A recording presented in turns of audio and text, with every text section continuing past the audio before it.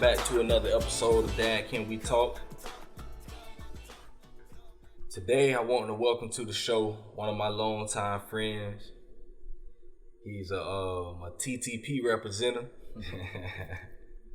a semi-squad legend. Okay. My brother Mike Veezy. What's going Welcome on? to the show, my brother. What's going on, my man? What's going on? Man, I'm good, bro. You know, it's like I told you, man, when we got together a little bit ago, man, I said I gotta get you on, bro. You know, I know you got a story, man, and you know, just a little bit that I did hear from you when you told me the first time, I was like, I got to hear more of that. You know, if for me, I need to hear it, you know, and you know, I know it's a lot of other people that would appreciate your story and everything that you've been through, and you know, even for people that don't know you, you know, or there might be people that might say they know you but might not really know, you know, why you are the way that you are, man. And one of my first questions I like to ask, man, is what was your relationship like with your dad? Oh man. Honest answer to that, man, is I ain't never met him. Never met him a day in my life, bro. Dang. I don't even know his name. I don't know how he looked. I don't know nothing about him. You know, I heard some names, you know, growing up, but nobody never stuck around, you know, and came out and like, yeah, I'm your dad. You know, so yeah, that's pretty much how that went. But and how do you think that whole dynamic right there, like never even not even just meeting, but not even knowing your dad, like how do you think that was something that really affected you as you grew into, you know, grew into your own, into a man? When I look back at it now,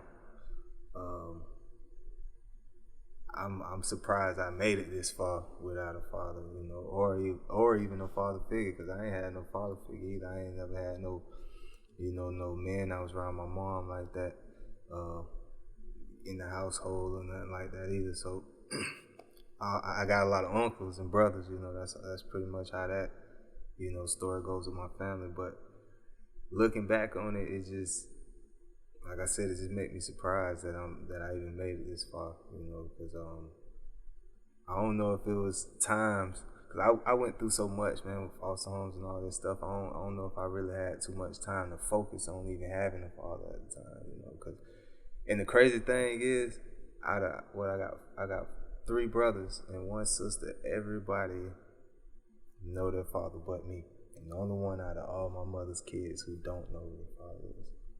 Dang. You know, so, you know, that's weird, but, you know, it is what it is, you know. Yeah, that's real, man. And, you know, so, like you just mentioned, you know, you came up, you had, well, before I even ask you about that, it's something that always blow me away, bro. You know, when I sit down with guys that I done known since, well, we knew each other since middle school, bro. It always blow me away the fact that, bro, like it's so many guys that I call my friends and, you know, my brothers, and it's like, how come I ain't never know this stuff? Like it's like, I'm like, you know, I think with young black men, it's so normal for us to not know our dads and to not be connected with our dads that it's not even something that come across our mind. Like, you know, as we jits, it ain't never crossed my mind. Like, damn, I wonder what Mike daddy at. You know, they ain't never crossed my mind ever in my life. Like, damn, I wonder what Mike daddy at. You know, but that's something that's weird. Like, you know, it's like we don't even, it's not even a thing to us. It's like, well, shoot, like I ain't got my daddy either. Like, so it ain't something that we ever really think about, and it literally just blow my mind, you know, that I know people from elementary school, middle school, you know, and I'm like, dang, I would have never even not even guess. Like it just ain't something that ever even crossed my mind, bro. Yeah, and I how I feel about that is I think it's just it might just come in stages, man. You know, back then we was kids. You know what I'm saying? We probably was thinking about kid stuff. You know what I'm saying? You know, I can't think of too many of my friends, you know, who house I used to go to that had a dad in there, but. You know, our boy Ronnie, you know what I'm saying? His dad is still, his mom and dad still together to this day, and John. It's a couple other people, but not many. Yeah. And, like you said, all I ever remember was Ronnie and Vince. Yeah, Vince too. That was it, really. Out of the circle we had, it was like I ain't never seen nobody daddy except for Ronnie daddy and Vince. Yeah. And really, that was it, bro. Like. I mean, and KJ. And Mr.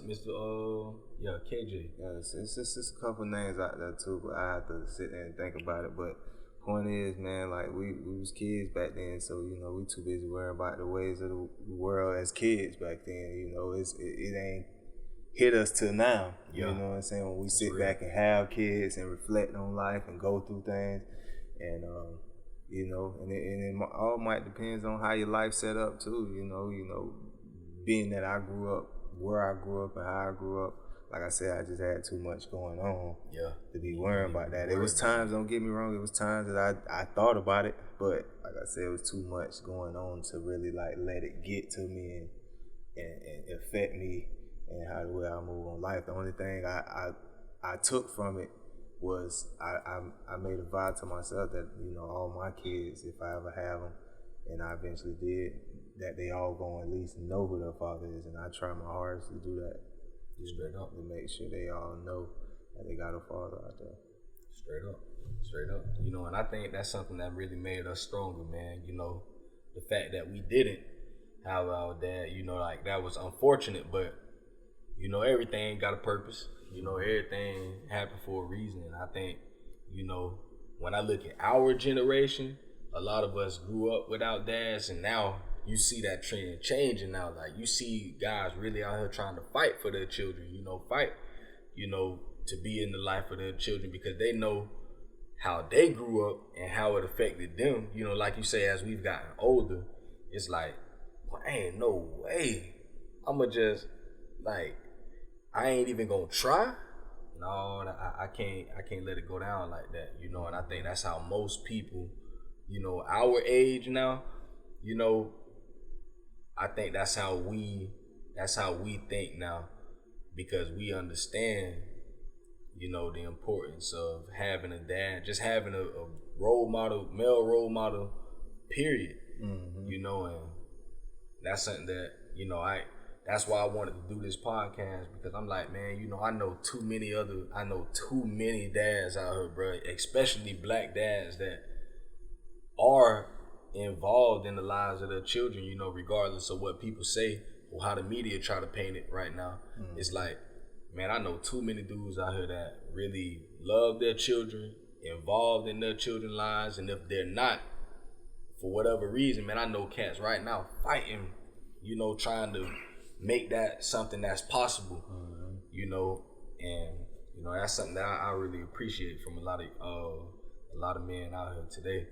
Yeah, I think another reason that trend starting now too is, you know, not to, you know, disrespect anybody or anything like that, but you got this trend now where a lot of, you know, women are getting pregnant and not, you know, staying with the fathers. And, you know, you got a lot of single mothers going on around here, and, you know, some of them don't get along with the fathers and all that, and it's all kind of domestic foolishness that's going on, you know, behind the scenes, to where, you know what I'm saying, it may look like the father ain't doing his job, but really he fighting, like you said earlier, trying to get, you know, in his child's life, and not able to. So, you know, things happen, and you know, some people step up and do what they gotta do. That's real. I wanted to revisit this, man. You said something about foster care. What was that experience like? Well, to be honest, it wasn't as bad as most people had or people I've met told me about, you know, because a lot of people I've met that's been in foster homes, been in multiple homes and stuff. I was fortunate enough to be in one home the whole time I was in foster home. And I don't know, man, I think the universe just worked out in my favor with that one. You know, it was an experience, you know, that kind of affected me because it took me away from my family, but I was moving around so much growing up. It was like I didn't really know what to think of what was going on around me. But the people was good people. They was, you know, luckily by the grace of God, they were friends with, you know, the woman who raised me, who I call my mother. They was real good friends when I think we went to school together, something like that. Yeah. And it worked it out to where I was able to still see my, you know, my family and stuff like that without, you know, under the table and all that. So, you know, that was good. But the family was straight. The experience, it was just, like I said, I think it was one of the most disciplined situations I ever been in, to be honest, because it was a mother and a father, you know. The father there, he was always working when he didn't. He used to take us to church a lot and stuff like that. But when he wasn't working, he was sleeping and stuff like that. But they used to take us places and stuff like that. But he didn't really do too much, you know, with the kids as far as like teaching them values and being a father. You know, he was there, you know, made sure everything was doing what it was supposed to do. But he ain't never really played that role. So, but the situation was cool. That's great. That's great. That's what's up. You know, I don't think I ever talked with nobody that really just been through that system like that. As far as anybody that's been on the show, man, that's an interesting dynamic right there, man. Yeah, I was 11 years old when I went into foster care. Yes. So going into so now that's 10, 11. What was the age where you first found out that you was gonna be a dad? I think I was 16, going on 17. It started early, man. Yeah. 16 going on 17. I think I was 17 when he was actually born. What was the initial thought that came through your mind? Like, I remember when I first, you know, when the situation first happened, you know, not getting too much detail, but I was in shock, man. To the point to where I cried myself to sleep right where I was and woke up and I was hoping it was a dream, but it wasn't. You know, I didn't know what to do, who to tell, how to tell them. You know, I was lost. But and then I eventually, I think during the time of her pregnancy, I ended up going to jail to one of those little programs for kids and everything. So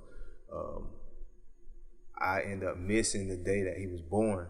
I wasn't out, you know, but when I finally got out, he was, I think, about 6 months old when I seen him for the first time. Yeah. And that's when it hit me, you know, that I was a father. You know, yeah. You know, and I still didn't know how to handle it then, but that's when it this is a creation for me. Alright. So 17 years old. So everything before then, it prepared you.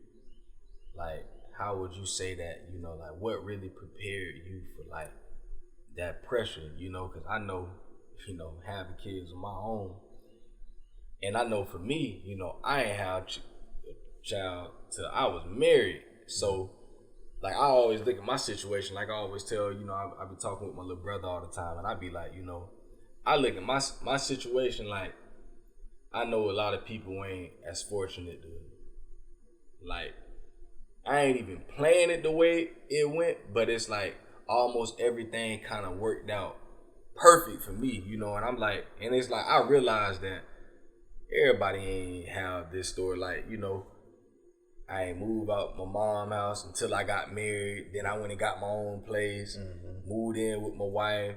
Then once we moved in, then we had a child. And it's like, it was hard for me, you know, and I was, at least, you know, I'm in a relationship, like married and everything. And it was still kind of like scary for me, you know. I ain't even gonna say kind of. It was like real scary. Like, shoot, boy, that's a child. So now I got to take care of this child, Yeah. you know. And so I can only imagine for people that didn't like ain't even in the position that I was in, like how like that jump was scary, bro. I ain't even gonna front with you. And then on top of that, imagine coming home from, jail and not having no job. You ain't finished high school yet, none of that, So I still had to come back and do all that. Yeah. On top of being a father, I remember when I started college, I was working 2 jobs when I was in college as well, just to, support, my first child. And I ended up having another one during that time as well. So it was, that whole period of time was crazy for me, but the pressure was definitely there because being that I was in the foster home situation, I ain't, my family, they moved away when I was young and everything. So I pretty much, besides the woman who raised me, I pretty much was on my own the whole time. So the pressure was always there. Like, the pressure is always there. Even to this day, the pressure is always there because at the end of the day, I'm always responsible for myself. Like, I ain't got nobody that I can call, when I'm in the trenches, that's guaranteed to take me out, But the universe always seemed to work out for me, but that's really what it is with me. That's real. That's real, bro. Like, like even just hearing that,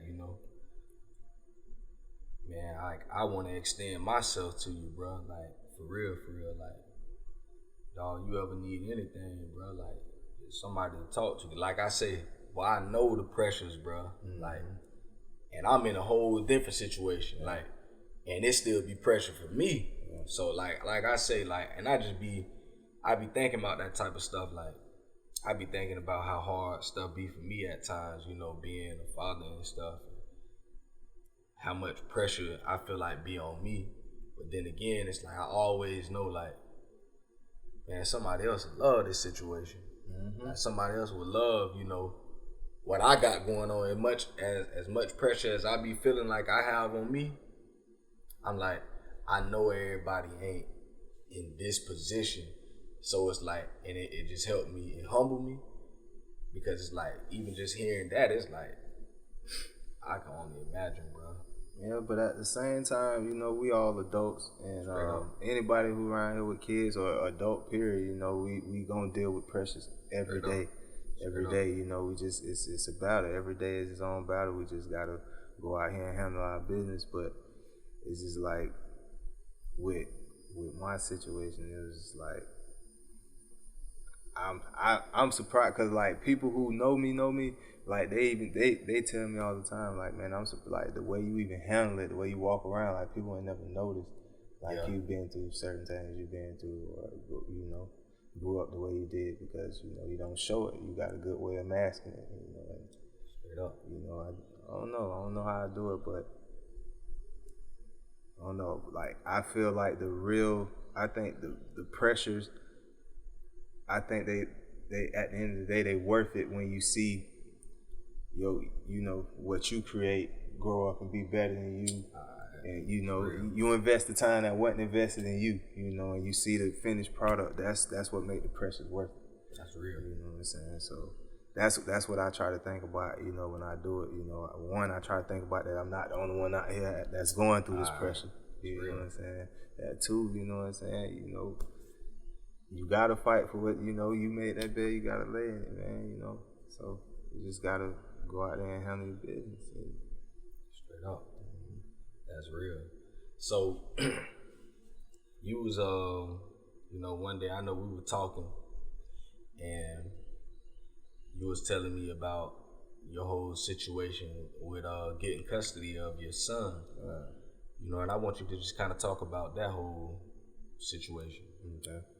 All right. Well, I just recently got custody of my 11-year-old. He 11-year-old now. His name's Jalen. He's the second out of 4 children that I have, and he's the second oldest.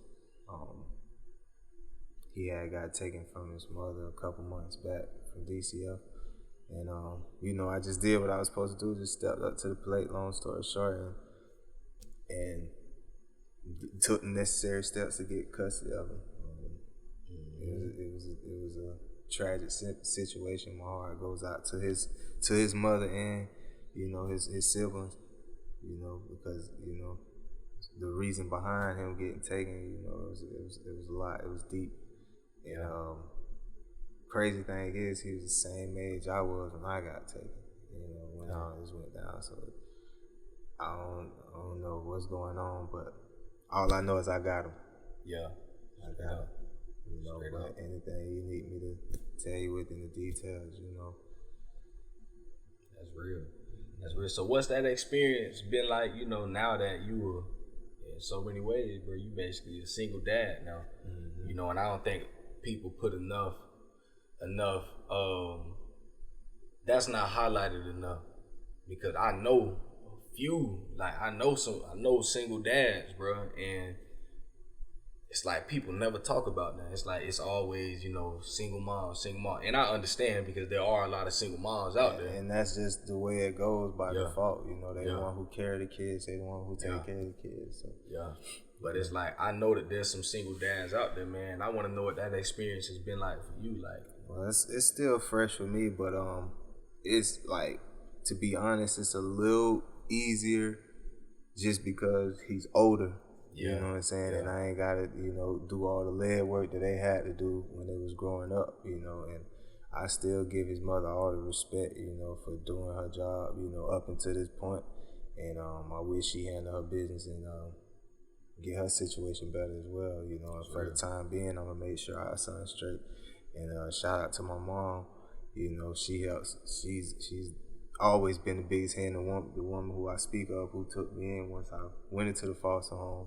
Not my actual foster mother, but it was a member of the family who took me in, you know, from the foster home. And she pretty much always been there. And he loves her, he loves me. He always wanted to stay with me. He actually lived with me at one point when he was younger, when me and his mom was together. So it ain't like he didn't know me. But when me and his mom fell out, we fell out hard. So it kind of created some turmoil there. And it was situations where she was denying me, or I couldn't get around him some kind of way. It was periods of time where I couldn't see him. And I eventually, you know, got the chance to gain full custody of him. And it ain't even been 6 months yet, but you know, I got him right before the COVID-19 thing started, so that was tough. You know, I had to do the little homeschool thing, and he was in 5th grade going to the 6th, so I had to make sure he pushed as hard as he could push to go and close his year out and graduate and go to middle school. And he did that, so shout out to my son for doing that. And you know, he in that big kid stage right now, man, where he, you know, wants to sit there and play video games all day and you know, chat with his friends, hang out, you know. But I'm just glad that I finally get the chance to prove to myself, because I ain't never, you know, stay around none of the mothers long enough to raise them and, you know, teach them values, you know, that I learned, because I can't say that I was taught them by any men. If I learned any of them, it was from women. And from my experience, from what I went through and seeing other people going through. But I just, you know, finally got in a position to where I could instill those values into them, you know. So I just hope I do a good job, you know. The road, you know, I just started, so so far so good. I salute you, bro, for real. Like, that's, you know, and that just I pray that if there's any fathers out there that's going through, you know, that same situation, man, you know, you gotta keep that hope alive. You know, you can't give up, you know, and when the opportunity presents itself, you just gotta be ready. You know, you got to be ready to take on that task, because, you know, you just never know what might happen. Like, anything in life can happen. You know, we all go through it, dog. We all got situations that we up against, and, you know, you just never know. So if that something just happens, and then it's on you to go get your child, like, Exactly. You know, you just got to always be ready, dog. Like I said, I salute you, bro. Yeah, because I didn't even see that coming, man, to be honest. Like I told you when I seen you, I got a phone call that said I need to, give DCF a phone call. And when I called them, they told me that my son just got taken away from his mom and he going to be in court the next morning. I need to be there. And I managed to make it there, and they told me what was going on, and I ain't missed a court date. Yeah. Long story short, I ain't missed a court date, and I did everything they told me to do to get possession of them, and that's where we at with it right now. That's real. Dang, boy. Yeah, like I say, bro, I salute you, bro. So, I want to kind of go into this next thing. So, as I'm gonna plug this computer up. Oh damn, homie. But so I sent you these songs, man, because it's like I've been really looking at, I've been posed with a lot of questions over the last couple of weeks. Like, I've been talking with a lot of guys, and we just been having discussions about, music. Not music, but about problems like in the hood. Like, how do we fix these problems? We got so many things going on in our community right now, bro. Like, you got people being shot down by police. Like, you got all this police brutality. Then you got, just around here in Gainesville, it's like we got jits out here wilding, doing all types of things, man. And, it's like I've been asked just been posed with so many questions. Like, man, what can we do to help the youth? Like, what's even the problem? Like, what's going on? And, and I listen to so much music, and I know that you are an artist. Mm-hmm. You are an artist, man. And I wouldn't call it all that. Yeah. You are an artist, my boy. And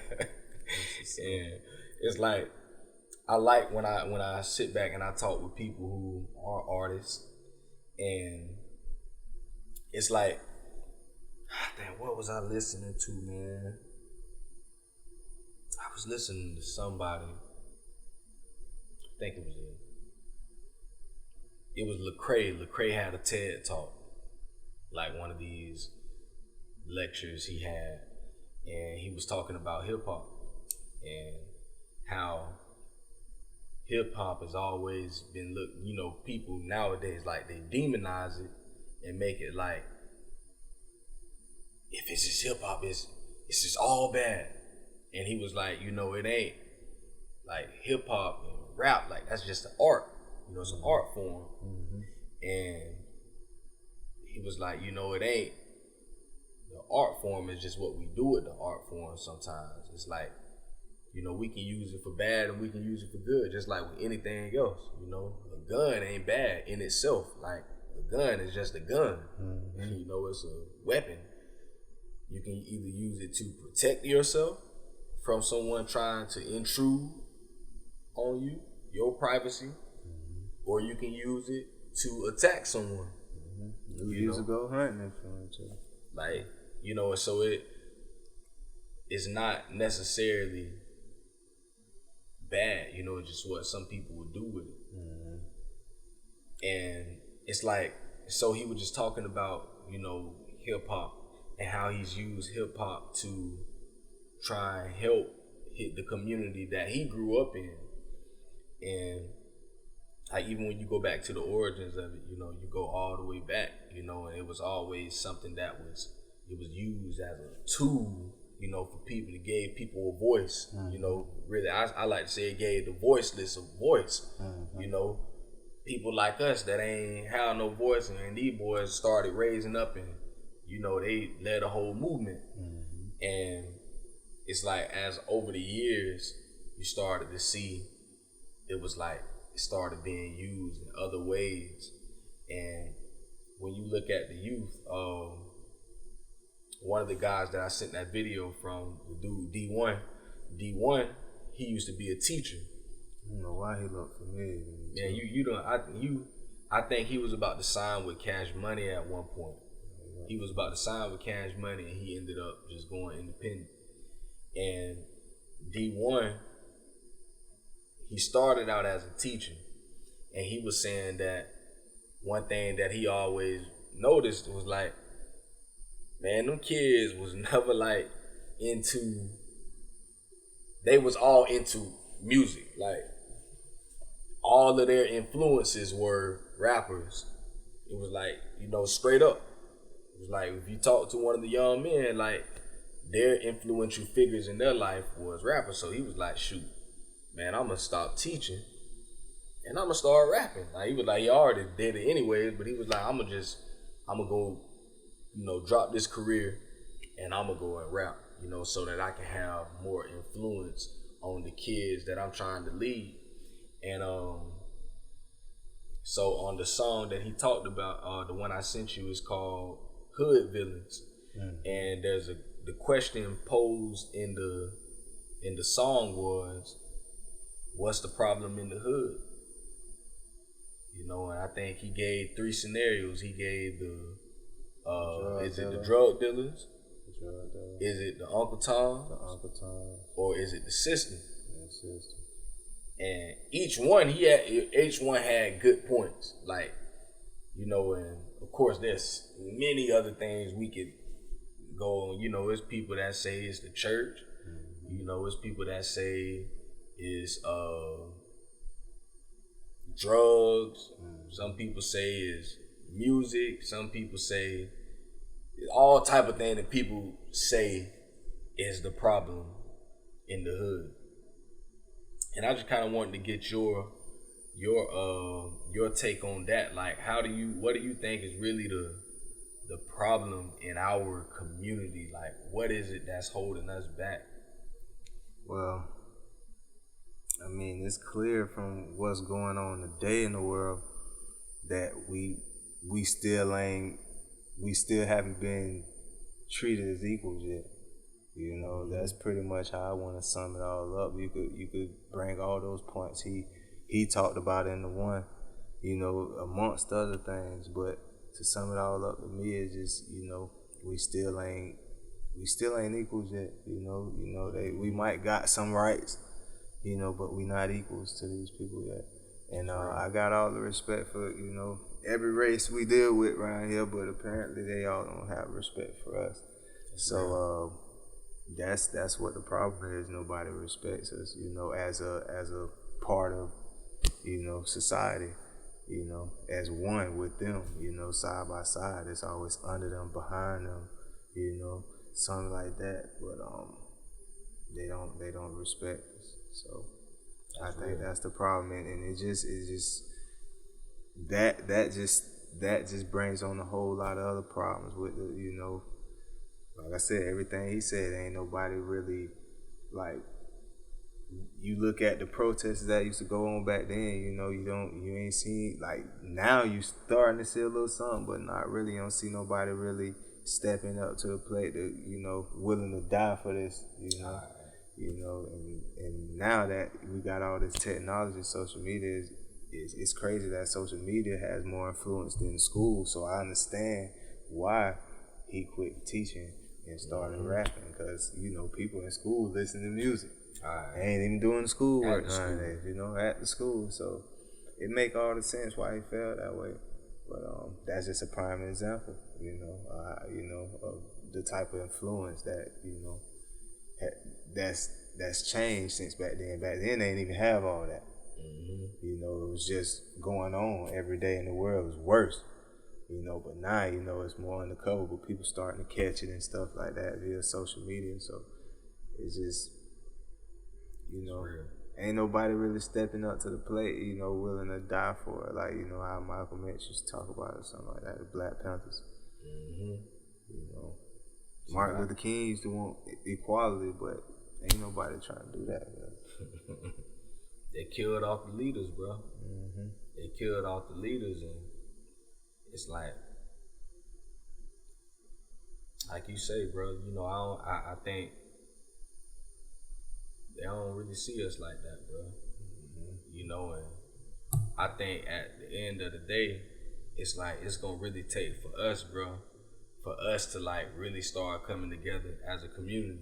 Because it's like if we wait on them and we wait on them to say, well, we gonna do this for y'all, or we gonna try to work. Like honestly, I don't think they gonna ever see us like that, bro. Like honestly, that's just my personal. We in our 30s now, and this was going on before us. I don't think it's. I don't even think it's set up like that. In all honesty, that's just my personal opinion. I don't think they ever gonna see us like that, bro. It ain't. I used to have a little hope about it, but I'm like, I don't even think that's even the point. Like, so what? Like, okay, if y'all don't see us like that, okay, cool. Like, we ain't got like, and I've been going back to the 20s, bro. 100 years ago, bro.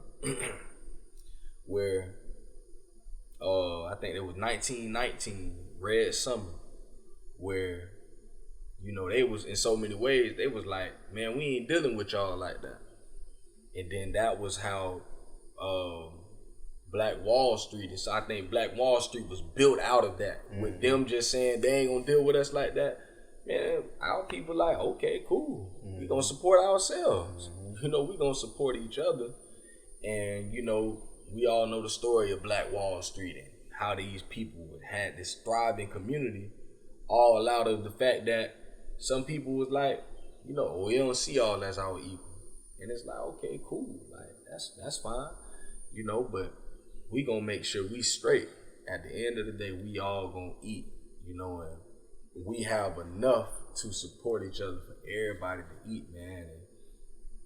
And, when I look at music, like, I just feel like when it comes to music, I think we gotta really get back to empowering each other with that music, because it's such a powerful tool, bro. It's like, that's something every day I'm on, bro. Like, every day it's like I gotta have some music. Because that's how at times I find my inspiration.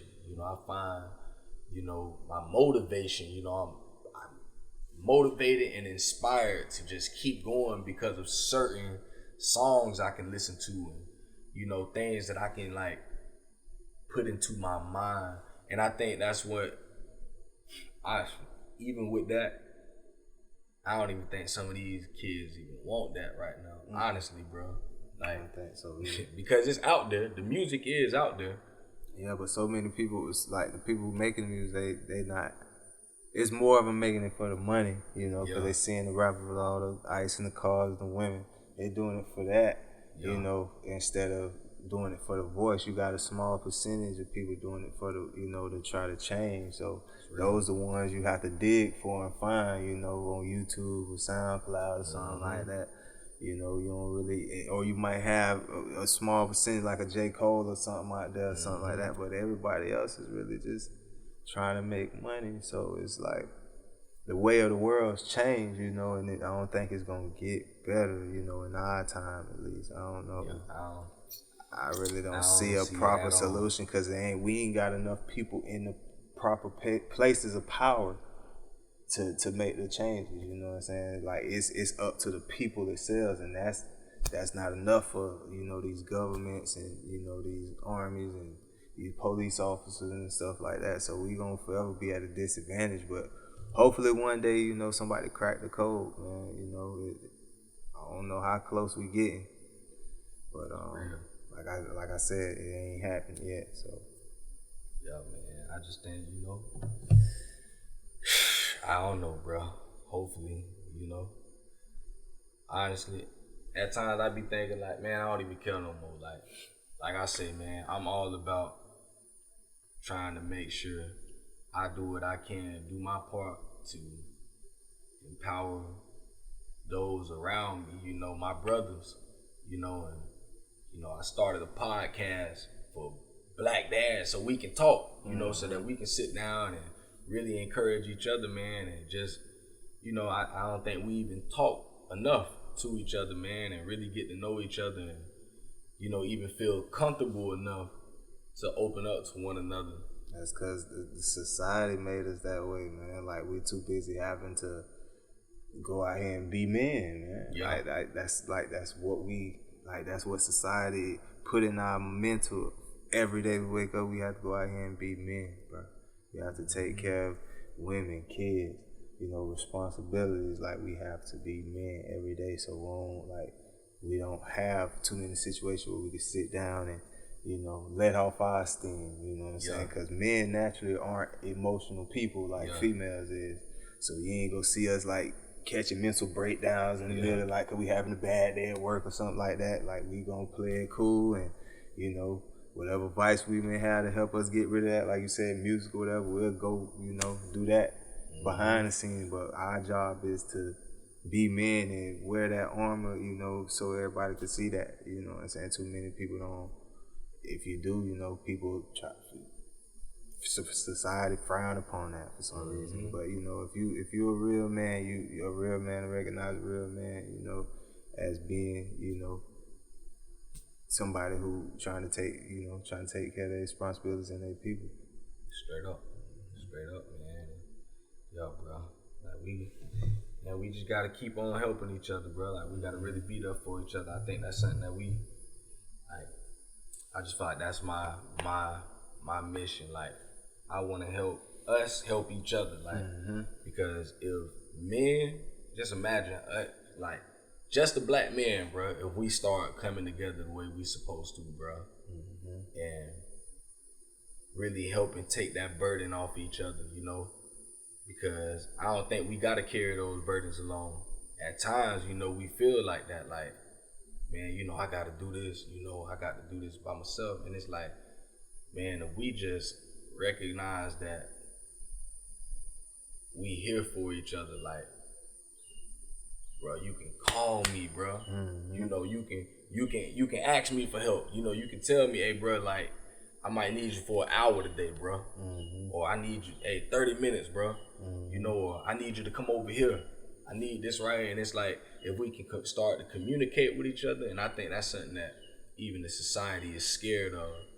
For black men to really come together because of the strength that we have, and if we can all start coming together and start coming up with ideas and plans together and working together, man, bro, that's a scary thing for them. I think that's a scary thing. That is one big thing we lack: unity. Like we gotta get solid some kind of way as a race, as a community. We gotta find some kind of way to really stick it together and have everybody fully committed to the same cause, to the point where we could make the impact that we want to, on the world or on our communities. That's real. So I agree with that. Man, I want to ask you this: knowing everything you know right now, what you about the same age as me, 31, ain't it? So, knowing everything you know at 31, bro, what would you tell 18-year-old Mike Vaughn? Oh man.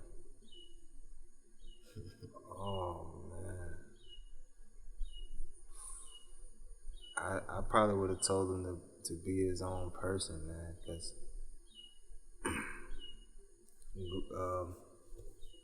it was a point in time where he wasn't making a lot of his decisions. He was making a lot of other people's decisions, and that caused him to get into a lot of sticky situations and created a tougher one for him. And even to this day, I'm reaping. I'm suffering the consequences of some of the decisions I made at 18 and during that period of time. So I probably would have told him to be his own person, man. Make his own decisions. Like, be your own person, because now I'm to the point where I don't care what nobody think. I don't care what nobody feel. Like, I don't care. We never talk again, So it's like, that's how I should have felt back then. That's real. So there's another, if you can say anything to a young father out there right now, what would you tell a young father? What advice would you give him if it was just one thing?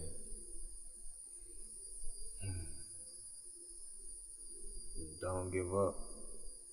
Don't give up, man. Cause it's really, like I said, the odds always gonna be against us as black people, as black men, you know, as black fathers.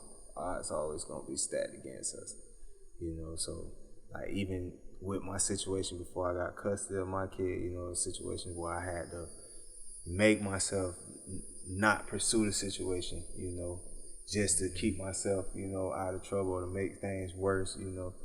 And it was hard. Like my mom used to have to tell me all the time, like, right, sometimes you know, it's okay. He's young, you know. You still got, like, he's your son. He's always gonna, like, he know you love him. You know what I'm saying? When the time is right, everything gonna fall into place. But you don't need to force anything. You know what I'm saying? He's not even at that time. He wasn't even at the age where he was really understanding what was going on. Straight up. You know, now I can have full conversations with him, and even after all the stuff we've been through and all the stuff his mama, you know, tried to, you know, do, and he remembers some of that stuff. He remembers some of that stuff, but man, he loved me, man. He loved me dearly. He loved me dearly. He been waiting for this day to come for him to be able to move me, man. Like I remember his big brother got a little jealous when he told him, like he was texting on the way home and telling him, yeah, I just moved with Pops. And he got him calling me, oh, so you got Jalen now? And I'm like, oh, man. So I had to stop by and pick him up and bring them both back home that day. I remember, man. It was a sweet moment. That's what's up, bro. That's what's up. That's some good advice, dog. Never give up. Never. You know, and I add on to that, you know, for any young father out there, you know, your child gonna always need you. And if you do give up, that one thing that child will always remember is the fact that you gave up. Exactly. They'll never forget that. But if you continue to fight, your child, even if you never get to where you want to get, your child will always remember that you fought. You know, so always keep that in mind, you know, that you gotta remain persistent, you know, never give up. You know, you gotta always do everything in your power to make sure you're doing your part. Even if it ain't working, make sure you do your part and, you know, live with the outcome. And another thing I want to add on to it too is every minute counts, man. No matter what anybody tells you, you know what I'm saying? Because, you know, society these days try to make things financial when it comes to kids, man. But trust me, every minute counts, man. Like, it might not seem like it, even if you go a couple months without, like, trust me, them kids remember. Like, I remember growing up I still remember when I was 5, some of the stuff. So, like, they gonna remember the time. They not gonna remember these materials that you brought. You know what I'm saying? Because they go through phases and stuff steady changing. You know what I'm saying? It's toys that don't even exist no more that we was playing with. You know what I'm saying? So every minute counts, man. Remember that. Every minute, bro. Do not, like, deny yourself any minute. Don't let nobody deny you any minute. Don't let nobody make you think, oh, that don't matter. The little time you doing don't matter. Nah, it matters. Every minute matters. Well, that's so real. I can go all day on that one right there, boy. Yeah, like, that's real, for real. That's why my son feel the way he feel now. You know, like, it was situations where I wasn't able to pour as much into him financially as his mother, or as, you know, an average father can. Period. You know what I'm saying? It was times I couldn't at all. You know, but the time that I put in made him still love me the same, or love me even more. You know? One thing my pastor used to always say, some daddies ain't dead beat, they just dead broke. He was like, and it's a big difference between, you know, a lot of women be calling men dead beats, but really they ain't dead beat, they just dead broke. Yeah, but they might not have money to just go splurge with the child, but man, if that man willing to go pick his kids up and take his kids to the playground, like you say, man, bro, I ain't have my daddy like that. Now he came in for little patches. Bro, I remember everything about them patches. I remember when that man taking me to Ryan's, right up there by off of Main Street. I remember him taking me to Quincy's out there by Red Lobster. I remember him taking me to Bob Evans back in the days. I remember him taking me to Crescent Beach back in the day. I remember the one time just recently, bro, I just spent the night with my dad. I drove up to Tennessee to go see him with my kids. And I spent the night at his apartment, bro. That was my second time in my life ever like sleeping in the same house as my dad. The other time, it was a long time ago. I don't know how old I was, but he was living off of 39th, right there by Cambridge, right next to the little trailer thing, right there by the railroad. Yeah, man, he was living right there, and I never forget, bro. That man made some tacos, bro. The tacos and so, bro. I never forget it, bro. Like I be telling him, and he like, well, I don't remember that, but it's like, bro, I never forget like that image in my mind, like watching my dad make some tacos. You know what I'm saying, if you keep doing that, bro, your kids will never forget those moments, and it ain't even got to be like huge stuff, bro. Like, bro, I remember my daddy making a taco, bro. I'm saying those little moments count, bro. All those little moments add up. If you keep doing that, I mean, that'll be enough, bro. Once the time comes, trust me, cause like that's real. Yeah, man. That's real, man. So yeah, I think that's it, man. I think that's all. I think we gonna end it right there, man. You know, that was real, man. You know. Like I say, I'm always surprised, man, when I sit down with guys that I know from way back in the days, man. I just learned so much.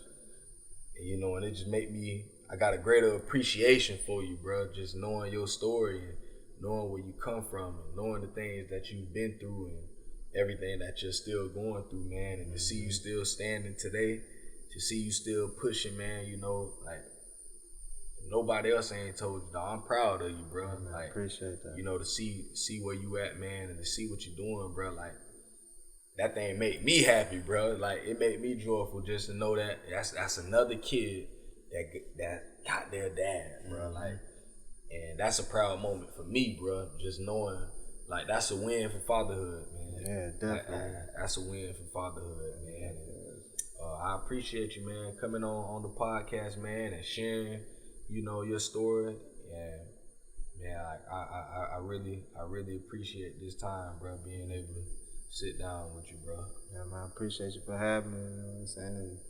Anytime you need me, you already know. Sure. I'm here for you. Well, that wrap up this episode of Dad Can We Talk. Y'all stay tuned. We got some stuff coming for Father's Day. I still don't know what everything is looking like in the city, but I think I got something up my sleeve. So y'all stay tuned. Dad Can We Talk.